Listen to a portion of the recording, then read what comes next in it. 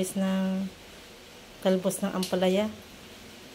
At ilalahok nga po pala natin yan sa munggo. Yan, nagmumunggo po tayo ngayon.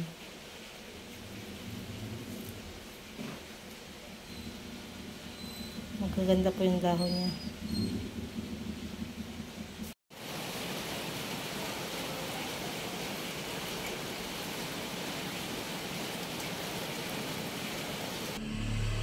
At ito nga po pala, ibababad ko muna.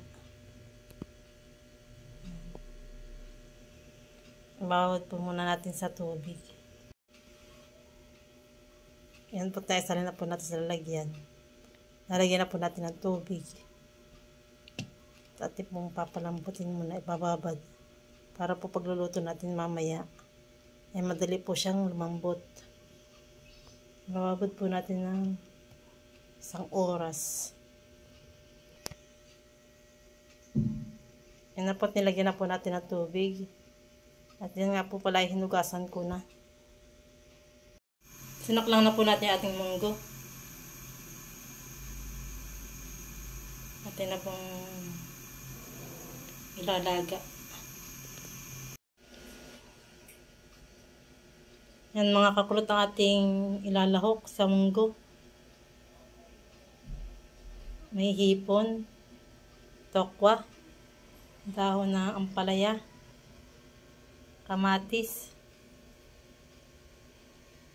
miswa, saka chicharon. Yan po ang ating panlahok sa ating munggo. Sinalin nga po pala natin sa kawali at hindi po kasya doon sa tutuan na isa. Masyado pong madami.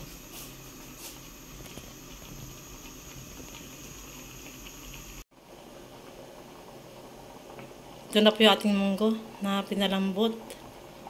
At yan po isasalin muna natin at tayo po ay magigisa po diyan sa kawali. Yan po tayo magigisa. Hindi na po natin hinugasan yung kawali at yan po na may ating din pinaglutuan ng munggo. At yan po tayo magigisa. Yan, nilagyan na po natin ng mantika ng ating kawali. Yan na tayo, lagyan na po natin ating mga ricado. Nilagyan din po natin ng luya yan.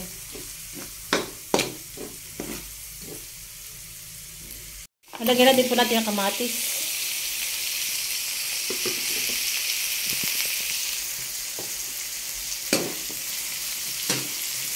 Haluin lang po natin ng bahagya ang ating kamatis para mag-ano doon sa ricado.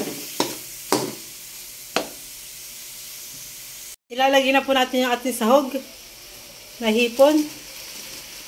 Yan. Napakaunti. Pakaunti po ating lahok.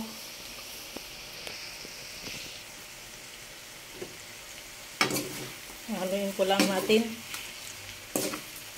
mga kakulot ng ating hipon na lahok.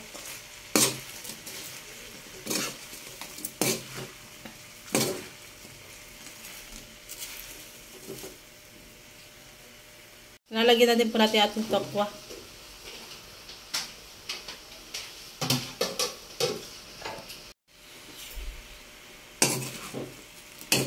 Atin na pong haluin.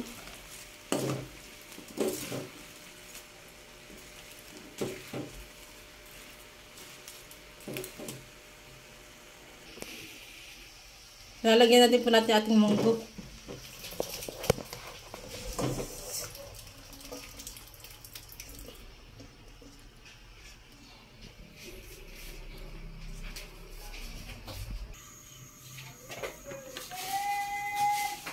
Yan na, ilagyan na po natin ating munggo at ating pong haluin.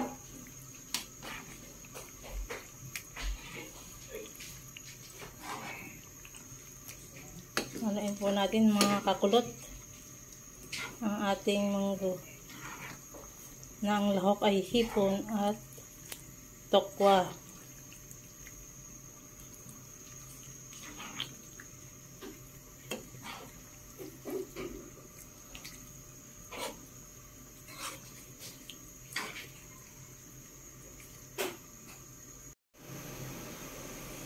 Lalagyan po natin ng asin.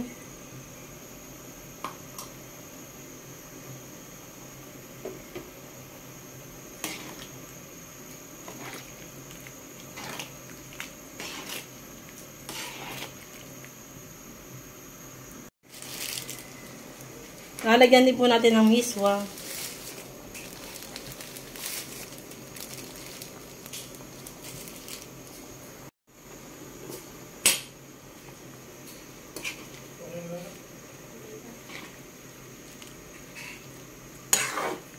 Ayan, at haluin po lang natin. Konti lang po yung ating nilagay na miswa.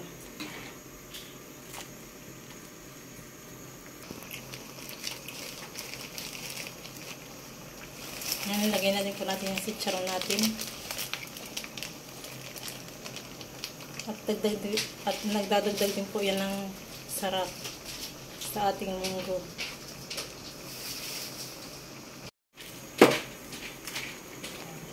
Ayan, haluin po lang natin. Naklagay mo nga yung yung dahon ng ampalaya.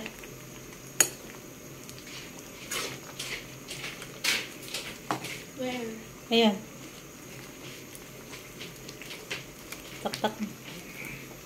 Ayan, lalagyan na din po natin yung dahon ng ampalaya. Ayan na po pala yung nahugasan na po natin. Mga kakulot, yan. At talagang okay na yung ating munggo.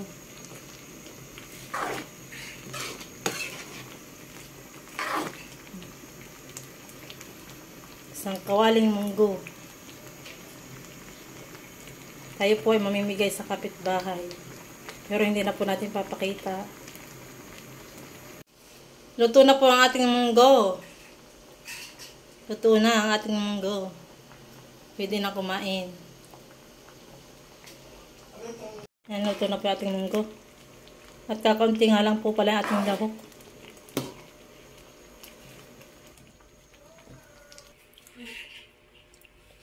Unang titikim, si kakulot. Hipan mo at mainit. Ang unang titikim, si kakulot. Anong lasa? Ano? Nakikumat yung ilong mo. Ayan, ang titikim po naman ay si Han. At guys, plating tayo, plating. Iba po itong po tumikim. Nilagay po siya sa platito. Hindi ko pa malasa pagka isang subo lang. Han, titikman na po.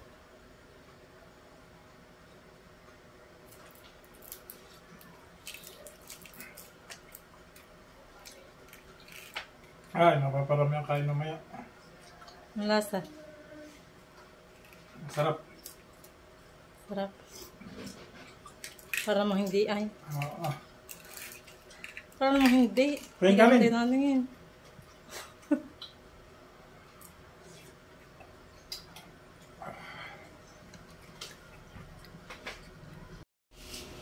Yan nga po pala ibibigay ko kay Tita Ana.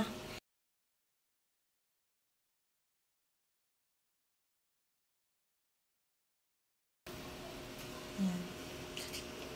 At kanina yung nagbigay na si Gian kay Nanay Nelia. Hindi ko na po naipakita.